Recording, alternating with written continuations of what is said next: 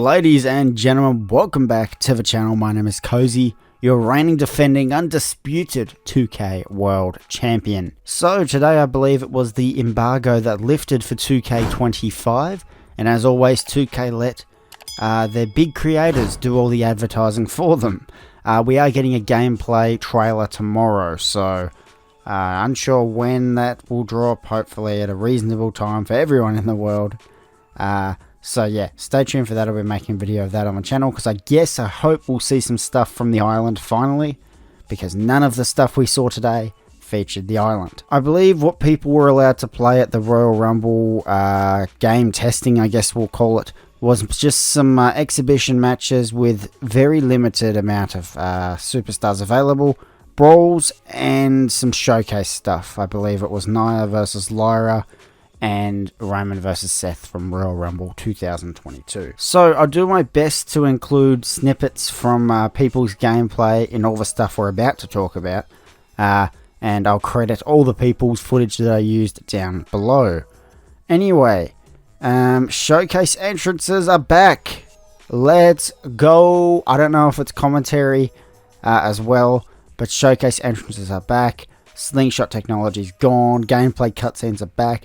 Showcase could be really good this year. We are yet to see. Next, something I really want to touch on. Prime is absolutely going to be a massive sponsor in this game. The Prime bottle is featured just about anywhere they wanted to sneak it in. The SmackDown arena with the blue mat has the Prime hydration station. I'm assuming the Raw arena does too. I haven't seen that with my own eyes yet though. And of course, those arenas don't have the Prime hydration station. I believe Prime is no longer a sponsor for the WWE. It wasn't at the Royal Rumble, it was at Survivor Series, and we haven't seen any of it. So I believe it's gone. But look, I mean, even like the Day 1 Raw arena has the Prime sponsor. Even Royal Rumble 2024 has the Prime sponsor. These arenas didn't have the Prime bottle, and the Prime deal wasn't even a thing when these events took place. And they're sneaking it in everywhere they can. To me, it looks like the only arenas I haven't seen it on are arenas where, like SmackDown, where it just literally, you're not putting it on that blue mat. As well as maybe showcase arenas. King and Queen of the Ring, I saw, didn't have it. So that's something. Again, I think this Prime sponsorship is going to be a huge sponsor for the game. And I think it's going to have a huge part in the island mode. I suspect your character will be able to buy Prime bottles for, like, you know, extra attributes and that sort of thing with VC. I'm not 100% sure. This isn't rumored. This is just pure speculation based on that mode needing money to actually build it. And I guess Prime would be a big sponsor for that. The fact that they're putting Prime on arenas that didn't have it, yeah, it just makes me believe that that's what's happening. Next, new Brawl arenas. We have the NXT parking lot and the WWE archives. Wow. This is really cool. So finally a bit of difference in what we get as a backstage brawl. Now, it's not even, the mode I believe is no longer called backstage brawl. It's called brawls, because brawls can happen anywhere. The NXT parking lot just makes sense because a lot of things happen. If you're on an episode of NXT, you don't go into the parking lot. That is the rule.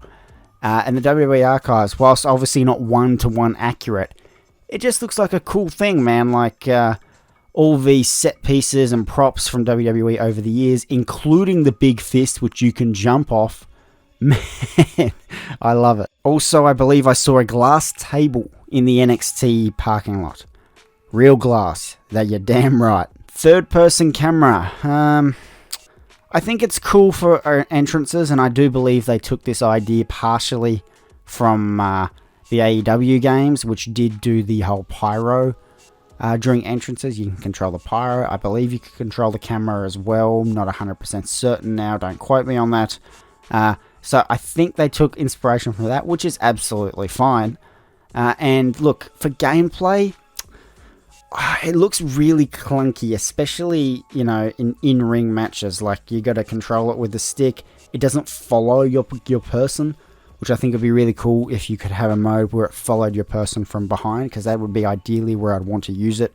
Think of like a GTA or Fortnite, or any third-person game where the camera does that, you can always control the camera still, but not have full control like it looks like it is in the game, in 2K25.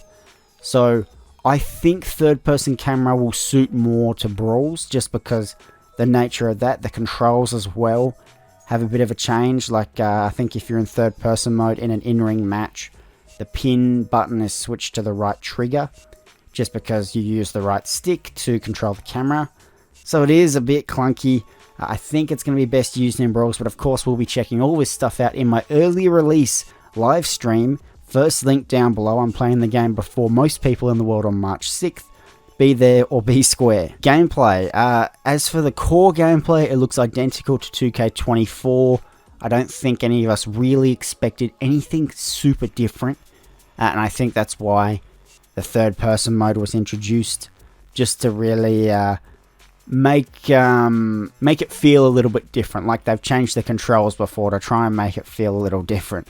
But that's not necessarily a bad thing if the gameplay is identical to 2K24. You know, what did we expect? The gameplay isn't bad. I just thought I'd point it out. Chain wrestling is back. We've known that for a while now. Hopefully it adds a cool little bit of a break-up to a match, or the start of a match. Bit of variety. As well as wheel submission. So no longer are we going to be button mashing the button that pops up on the screen to submit someone. The wheel submission is back, which may make it a bit less cheesy in online mode. Although I hope if they're going all in with this island mode, that submissions are turned off. Multi-man special ref is a thing. I'll be honest, I didn't know it wasn't a thing before. So that's cool. Thanks for adding that, 2K. Another thing I didn't know that wasn't a thing. Women can bleed now. Why was this not a thing before? Like, really? This hasn't been a thing, you know, in I guess the entirety of WWE video games? Like, whoa! What's that been for? Like, it comes back to the same thing as intergender matches. I think it was the Great One that said this. It's not adding anything new, it's just unlocking a feature that was always in the game, and I think he's right there. Women bleeding and intergender matches, A, don't interest me, but B, they just turned it on. It's not a groundbreaking feature. You can pick up the prime bottles, if I didn't mention that, and hit people with them. That kind of makes sense. Or you can throw people into the hydration station.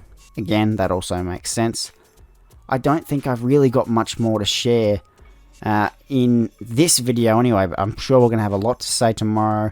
I've got other videos planned coming out discussing certain things in the game, so stay tuned on the channel. I'm going to close off the video there. Thank you all very, very much for watching. If you enjoy, smash the like button, hit the bell, do all those things. Of course, I'll see you guys all later.